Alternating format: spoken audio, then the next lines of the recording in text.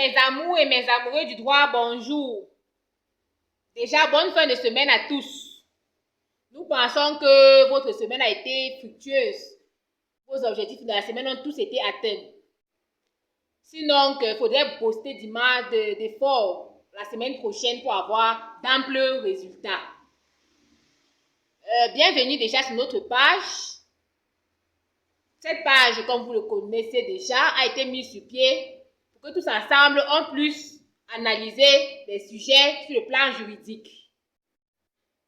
Aujourd'hui, principalement, nous parlerons d'une affaire qui a beaucoup fait du buzz sur la toile, à savoir l'affaire du porte-à-porte à Dubaï.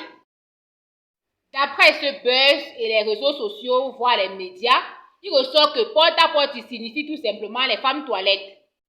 C'est-à-dire des femmes là qui se mettent à la disposition de certains hommes à Dubaï pour que ces derniers puissent défarquer, faire popo dans leur bouche, pipi également. Mais il est aussi à noter que de cette femme, il ressort celles qui ont été victimes. C'est vrai, d'après les réseaux sociaux, ces influenceuses y vont volontairement pour se livrer à ces actes odieux. Par ailleurs, il existe toutefois certaines femmes camerounaises, filles camerounaises, qui se retrouvent à Dubaï dépendamment de leur volonté et se retrouvent victimes de ces actes odieux de porte-à-porte. Je porte principalement aujourd'hui sur les victimes du porte-à-porte à Dubaï. C'est-à-dire quoi? Sur celles-là, camerounaises, qui vont à Dubaï sous la commande de leurs soeurs, de leurs frères qui les demandent de venir, sans toutefois maîtriser les vices qui sont cachés sur le but de leur arrivée à Dubaï. Nous sommes aujourd'hui, nous décryptons tous ensemble les voies et moyens qu'elles peuvent utiliser pour poursuivre non seulement ces derniers qui leur font venir à Dubaï en leur cachant les vices cachés, mais également les moyens à utiliser pour poursuivre les auteurs de ces actes.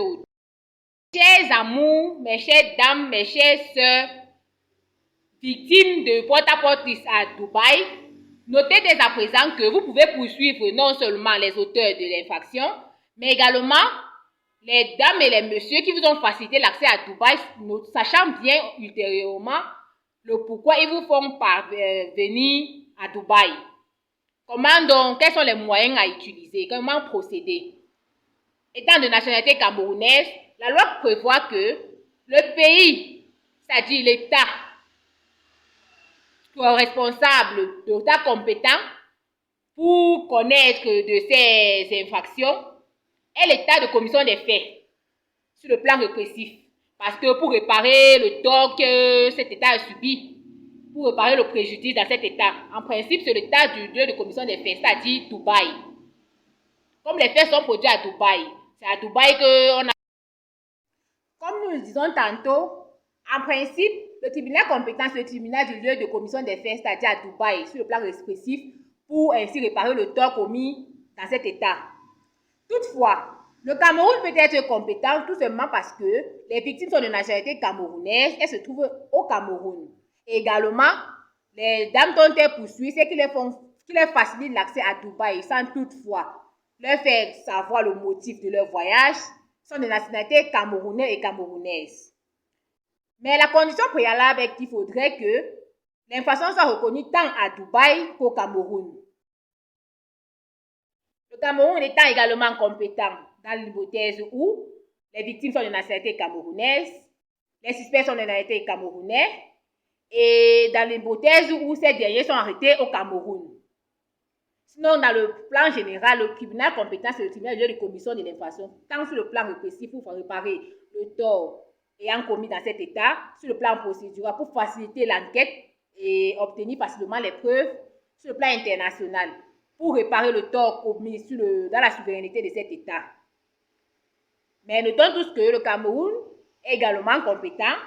Le Cameroun peut se charger juste d'instruire la procédure, puis solliciter l'extradition de ces suspects, de ces Camerounaises-là qui se trouvent à Dubaï pour qu'elles puissent être jugées au Cameroun. Pourquoi juger au Cameroun? Tout simplement parce que, au regard de la compétence personnelle active et passive, Le Cameroun a ce personnel actif et passive et dans le but de protéger ses nationaux. Le Cameroun peut décider d'extrader ses suspects camerounais et pour pouvoir les juger au Cameroun. Et mes amours, notons tous que l'infraction caractérisée ici, il s'agit du proxénétisme, conformément à l'article 294 du Code pénal. Parce que cet article dispose que est poursuivi de proxénétisme toute personne là qui facilite ou propose la prostitution d'autrui. Et les peines vont de 1 an à 5 ans. Donc, mes amours, vous pouvez porter plainte au Cameroun. Le Cameroun est largement compétent. Comme l'avons dit précédemment, largement compétent. Même s'ils se trouvent à Dubaï, on pourra les extrader. Et vous allez saisir le commissariat pour l'enquête préliminaire, puis le dossier sera transféré au parquet et le tribunal compétent dans ce personnel actif et passive et dans le but de protéger ses nationaux. Le Cameroun peut décider d'extrader ses suspects camerounais et pour pouvoir les juger au Cameroun. Et mes amours, notons tous que l'infraction caractérisée ici, il s'agit du proxénétisme, conformément à l'article 294 du Code pénal. Parce que cet article dispose que est poursuivi de proxénétisme toute personne là qui facilite ou propose la prostitution d'autrui. Et les peines vont de 1 an à 5 ans. Donc, mes amours, vous pouvez porter plainte au Cameroun. Le Cameroun est largement compétent. Comme l'avons dit précédemment, largement compétent. Même s'ils se trouvent à Dubaï, on pourra les extrader.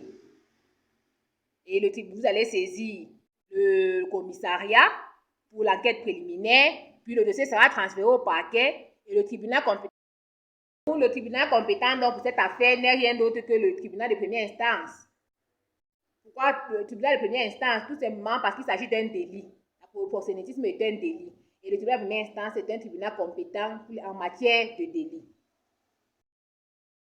En ce qui s'agit des auteurs des infractions, c'est-à-dire des auteurs du porte-à-porte, ceux-là qui commettent ces faits, qui font popo dans la bouche, qui défarquent dans la bouche de ces victimes, qui font pipi, qui leur contraint à avoir des rapports sexuels avec elles.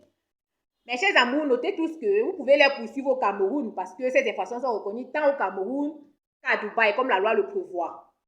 Vous pouvez donc les poursuivre au Cameroun pour soit viol, regarde l'article 296 du Code pénal, c'est un crime dont les peines vont de 5 ans à 10 ans, soit d'harcèlement sexuel, on regarde l'article 302 du Code pénal, ou encore de torture, parce que la loi camerounaise parle de viol lorsque une personne contraint l'autre par des violences à avoir des rapports sexuels avec lui, et c'est le cas en espèce. De l'harcèlement également, lorsque l'on contraint moralement une personne à avoir des rapports sexuels. Donc, vous pouvez porter plainte pour viol ou harcèlement sexuel ou torture au Cameroun. Après avoir déposé votre plainte, l'enquête prendra son cours.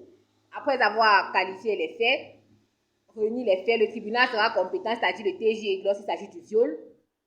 Le Cameroun pourra procéder par une commission rogatoire, transférer le dossier à Dubaï, tout simplement pour que Dubaï soit compétent et Dubaï puisse trancher les litiges. Pourquoi Dubaï? Parce que non seulement les auteurs sont de nationalité de Dubaï, nationalité arabe, musulmane et tout ça, mais également parce que le Dubaï est le lieu de commission des faits. Donc après avoir inscrit le dossier au Cameroun, le Cameroun par commission rogatoire transférera le dossier à Dubaï. Et Dubaï donc se chargera de suivre la procédure et condamner ses auteurs. Donc mes amours, voilà les infractions et les moyens à utiliser.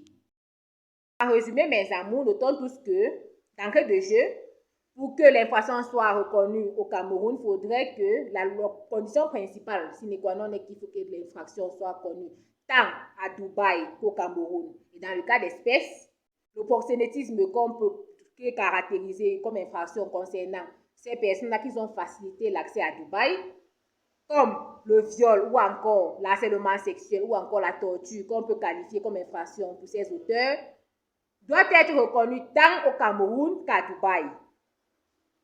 Deuxièmement, notons tous que, en principe, le tribunal compétent, c'est le lieu de commission de l'infraction. Tout simplement sur le plan répressif pour réparer le préjudice causé à cet État, sur le plan international également pour réparer le préjudice, pour laver l'image, réparer le préjudice commis à cet État à l'égard des autres pays. Et également sur le plan procédural pour faciliter l'enquête, donc pour faciliter l'enquête et obtenir facilement les preuves.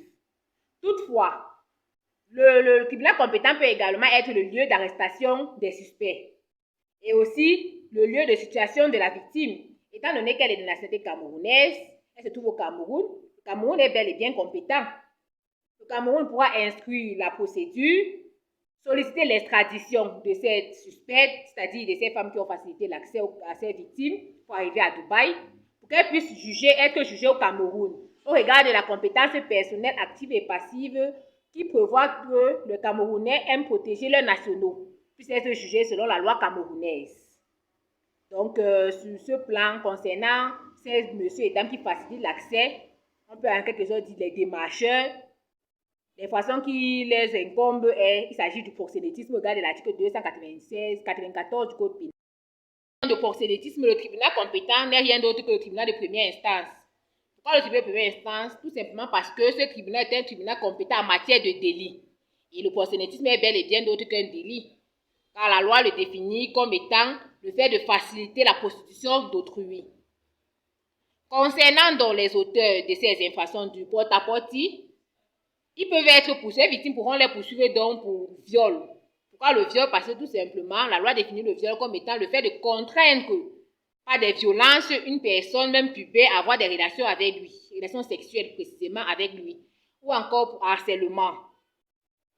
Parce que c'est la même chose, contraindre une personne à avoir des relations pour aboutir à une relation sexuelle ou pour torture. Et lorsqu'il s'agit de viol, le tribunal compétent, c'est le TGI, le tribunal de grande instance, concernant les crimes. Donc, le tribunal de grande instance, qualifiant l'affaire de viol, pourra instruire le dossier et par commission de viol ou encore d'harcèlement sexuel. Là, il s'agit ou encore de torture. Et qu'il s'agit d'harcèlement sexuel ou torture, le tribunal compétent, c'est le tribunal de première instance, car il s'agit d'un délit, dont les peines vont de 1 an à 5 ans. Donc, ces tribunaux-là, au Cameroun, se chargeront d'instruire la procédure, puis par commission rogatoire, transférer le dossier à Dubaï, pour que Dubaï puisse donc continuer la procédure et condamner ces derniers, condamner ces auteurs-là. Donc, en gros, mes amis, mes amours, voilà ce que nous avons à partager avec vous. N'ayez crainte, vous pouvez bien poursuivre. Le Cameroun est bel et bien compétent pour poursuivre ces auteurs-là. Espérons donc que nous avons tous appris quelque chose. Nous pensons que vous avez aimé. Nous vous prions de partager, de liker la vidéo, de laisser des suggestions et d'apporter des observations également. Sur ce, portez-vous bien, bonne fin de journée et de semaine et à la prochaine. Ciao, ciao.